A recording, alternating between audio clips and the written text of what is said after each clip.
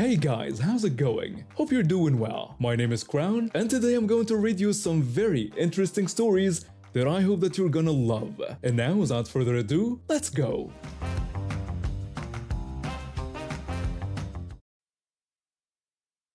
I've been living in my house for about 5 years now. I bought it after getting a promotion at work, and while it's not the biggest or fanciest place, it's mine. The windows aren't new, but they're in perfectly good condition. I've had them checked during my annual home maintenance, and they're fine. In fact, my home inspector just last year told me they were high-quality installations that would easily last another decade with proper care. About 6 months ago, this window company started sending these teenage boys to my house. At first, it was just 1 or 2 visits a month. They'd come with their rehearsed speeches about how my windows needed urgent replacement and how their company offered the best deals in town. I later found out from my neighbor that they were targeting our entire neighborhood, especially homes that were more than 10 years old.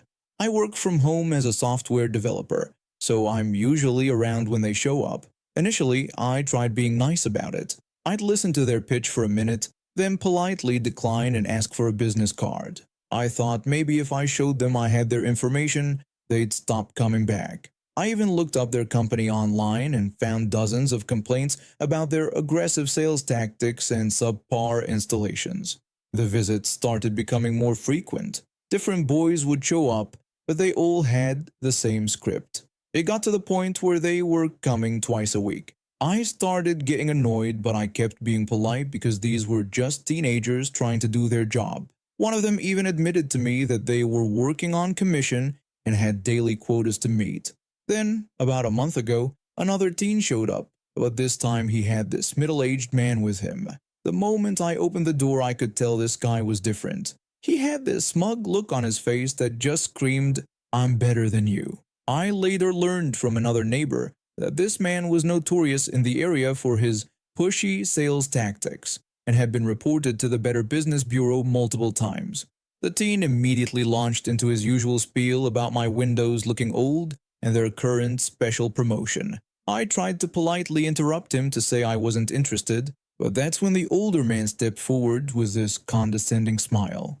He asked to speak with the man of the house in this pompous tone. When I questioned if he meant my husband, he confirmed that yes, he wanted to speak with my husband about this investment opportunity. He even had the nerve to add that these decisions were usually better discussed with the head of the household. The way he emphasized head of the household made my skin crawl. Now I'm not married, never have been. I'm single and proud of it. But something about his attitude, the way he assumed I needed a man to make decisions about my own house, just made my blood boil. That's when I decided to teach him a lesson. I put on my most solemn face and told them that my husband had died 2 weeks ago and that if they wanted to speak with him, they were welcome to attend his funeral tomorrow. The teenager turned pale, and the window boss started sputtering like a broken engine. He managed to stammer out an apology for my loss, but I wasn't done yet. I questioned his sincerity, pointing out how eager he'd been to dismiss me just moments ago. I could see the teenager looking increasingly uncomfortable, clearly wishing he could be anywhere else. The window boss grabbed the teenager's arm so fast you'd think my house was on fire. They practically ran back to their car. When they were getting in, I couldn't resist calling out one last thing. I told them that I owned this house, bought it myself with my own money from my own job, and suggested they try not to assume women need men to make their decisions for them. They drove off so fast they left tire marks on the street. It's been a month now, and I haven't seen a single window salesperson since. What's even better is that I found out through the neighborhood social media group that my little performance had spread like wildfire. Apparently, the teenager quit his job the next day and shared the story with other sales team members. The window boss's reputation in the area took quite a hit, and several other neighbors used my dead husband excuse when he showed up at their doors. I do feel a bit guilty about lying about a dead husband, but sometimes people need to learn their lesson the hard way. Besides, after months of harassment and that final display of sexism, I'd say they got what they deserved. The company has since stopped canvassing our neighborhood entirely, and I heard they've had to change their sales tactics to be less aggressive. After losing my mother 5 years ago, I inherited her passion for flowers along with her precious collection of rare seeds. She was a botanist who spent decades cultivating unique hybrid varieties. These flowers became my connection to her memory, and I've dedicated the past few years to creating a beautiful mini garden in our front yard. That's where all the trouble with my neighbor started. The woman next door, who I'll call Karen, moved in about 8 months ago. At first, she seemed friendly enough, constantly complimenting my garden and asking questions about the flowers. But things took a turn when she realized these weren't just ordinary plants you could buy at the local nursery. I noticed her watching me tend to my prized blue-purple hybrid roses one morning. These were especially important to me. They were the last successful hybrid my mother created before she passed. She started by complimenting the flowers, saying she'd never seen anything like them. When I thanked her, she immediately demanded that I give her some cuttings, insisting they would look perfect in her front yard. I had to refuse, explaining that these were unique hybrids and I don't share their cuttings. She wouldn't take no for an answer. She tried telling me I was being ridiculous and that they were just flowers. She even played the neighbor card, saying that good neighbors share with each other. I tried explaining again that these weren't ordinary flowers, that they had sentimental value, and that I had promised to protect them. That's when she accused me of being incredibly selfish and demanded to know what gave me the right to keep these flowers all to myself. That was just the beginning. Over the next few months, she tried everything from leaving passive-aggressive notes in my mailbox to telling other neighbors I was hoarding special plants. She even tried to convince the homeowners association that my garden violated some obscure rule, but that didn't work out for her. Things escalated last weekend. I was watering my flowers in the early evening when I heard a buzzing sound. Looking up, I saw a drone hovering right above my garden. At the controls was Karen's son, who had just turned 18 last month. He was standing at the edge of my property with a smirk on his face. I asked him politely to keep his drone away from my garden. He responded with typical teenage attitude, saying it was a free country and he could fly wherever he wanted. The drone kept getting closer and closer to my head. I tried to ignore it and continue watering, but then it started diving at me repeatedly. I threatened to call the police if he didn't stop. That's when Karen appeared from her yard, defending her son and saying he wasn't doing anything wrong. She even had the nerve to suggest that if I hadn't been so selfish with my precious flowers, they wouldn't have had to take matters into their own hands.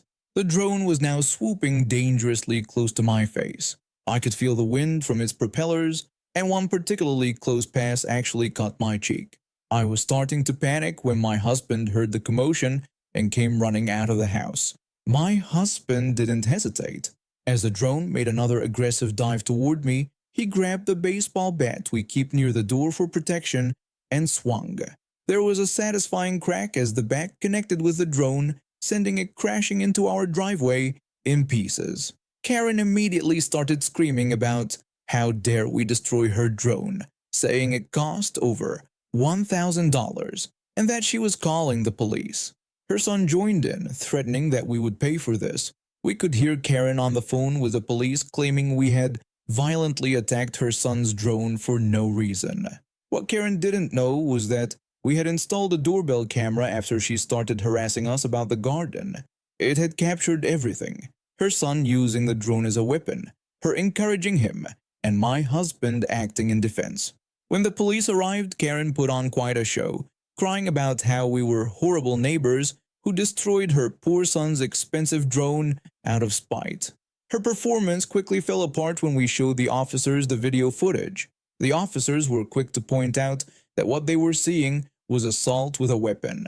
They explained that her son was using the drone to attack me, and she was encouraging it. Karen tried to defend herself, claiming they were just flying the drone, but the officers shut that down immediately. They reminded her that her son was 18, which made him an adult, and this could be considered aggravated assault. The officers took statements from everyone involved. Karen and her son both ended up being arrested, him for assault with a weapon, and her for conspiracy and inciting violence. When they were being led to the police cars, Karen was still screaming about her drone in my flowers. The district attorney decided to press charges, and both Karen and her son are now facing serious legal consequences. They're also under a restraining order and can't come within 50 feet of our property. Karen's husband, who was away on a business trip during all this, came to apologize profusely when he returned. He is now filing for divorce, and from what I hear, they're putting their house up for sale. My garden is still thriving, and now I can tend to it in peace. The cut on my cheek healed, but I did get some very expensive security cameras installed around the property just in case. My wife and I had been trying for a baby for 3 years. After 2 miscarriages and countless disappointments, we finally got the news we'd been praying for. The pregnancy test was positive, and this time, everything was progressing perfectly. My wife had been working as a senior marketing analyst for this company based in Colorado for about 2.5 years. We live in Arizona, and the remote work setup had been perfect for us. When she first got the job, they made a big deal about being family-friendly and having great benefits. The employee handbook had clear policies about maternity leave and all the procedures you needed to follow. My wife did everything by the book. She told her supervisor about the pregnancy early in December, submitted all the Family and Medical Leave Act paperwork well in advance, and was set to begin her maternity leave on January 2nd. Everything seemed fine until we heard rumors about our company being acquired by a larger corporation. People started getting nervous, but my wife's supervisor tried to calm her fears by assuring her that her position was essential to the team and that she shouldn't worry about the acquisition. Then, just a few days after she submitted her leave paperwork, she got a meeting invitation from Human Resources. They said they needed to discuss some organizational changes. My wife joined the video call, expecting it to be about the acquisition transition. Instead, she was met with 3 straight-faced executives. The Human Resources representative didn't waste any time. They told her that due to recent organizational restructuring, they were terminating her position effective immediately. When my wife expressed her confusion and mentioned her upcoming maternity leave, they simply stated that the decision was purely business-related and that she'd receive 2 weeks of severance pay. One of the corporate executives tried to soften the blow by explaining that they were streamlining operations following the acquisition, and that these decisions were never easy. When my wife pointed out that no one else in her department was being let go, the Human Resources representative coldly replied that they couldn't discuss other employees' status and that she would receive termination documents via email shortly. My wife called me immediately after the meeting crying. I rushed home from work to be with her. The termination documents arrived an hour later, citing organizational restructuring as the reason, but we knew better. They were trying to avoid paying for her maternity leave. I started researching our options and found out about the Pregnancy Discrimination Act. We contacted a labor lawyer who specialized in pregnancy discrimination cases. The lawyer reviewed our case and confidently told us that what they did was textbook discrimination, pointing out that the timing alone was suspicious. My wife expressed that she just wanted justice and felt they shouldn't be allowed to treat people this way. The lawyer agreed and told us we had a strong case, suggesting that they draft a letter to the company first. The lawyer's letter was detailed and pointed out all the violations. The response came surprisingly quickly, with Human Resources reaching out to discuss a resolution. They offered 6 months of severance pay, full maternity leave benefits, and a written apology. But our lawyer advised that given the clear discrimination and emotional distress, we should push for more. We ended up settling for a year's salary, full benefits through the end of the year, and a binding agreement that they would revise their policies around pregnancy leave. The corporate executive who pushed for these targeted layoffs got investigated by the board. We later heard through former co-workers that 5 other pregnant employees had been restructured out in different departments over the past year. Our case opened the floodgates and they all came forward. The company ended up facing a class action lawsuit. The executive who orchestrated these discriminatory practices was forced to resign. She's now having trouble finding another executive position because no company wants to risk hiring someone with a history of discrimination cases. My wife found a better job with a truly family-friendly company 2 months after our baby was born. They even offered better maternity benefits than her previous employer.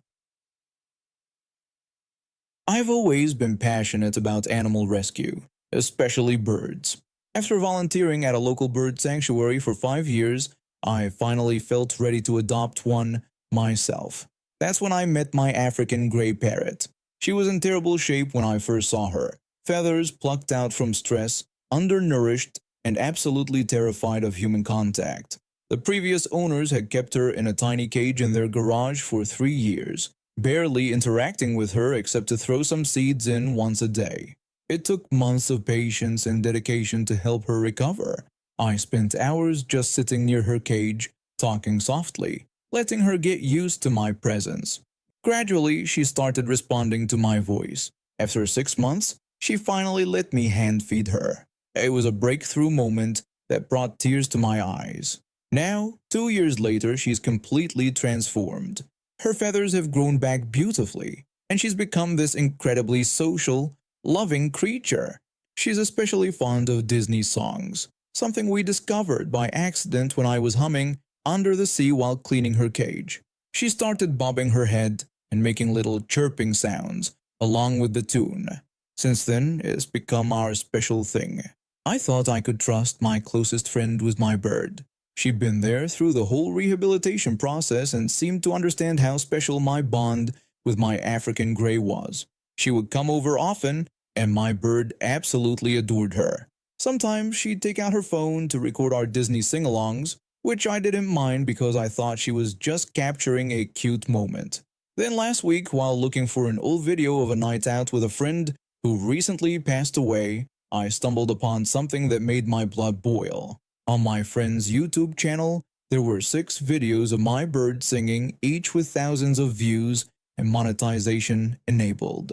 What made it worse was discovering she had edited the videos to make it seem like she was the bird's owner, even adding captions like my talented African gray and another day with my singing beauty.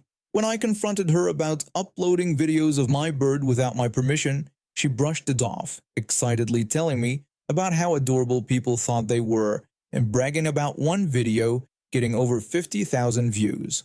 I tried explaining that permission was the real issue here, but she dismissed my concerns entirely. She kept insisting it wasn't a big deal, saying it was just a bird singing and everyone thought it was cute. I reminded her about what my bird had been through and told her she wasn't just content for her channel. She accused me of being too sensitive, arguing that it wasn't like she was exploiting a child, just posting harmless videos. When I pointed out that if the videos were so harmless she should have told me about them, she stumbled over her words, weakly claiming she didn't think it was important. I demanded she take the videos down, but she flat out refused, focusing instead on how much engagement the videos were getting and how much people loved them. Finally, I told her she wasn't welcome in my house anymore since I couldn't trust her. Instead of understanding my position, she went around telling our friend group that I was being ridiculous. While most supported my stance, a few sided with her, saying I was overreacting about just a bird.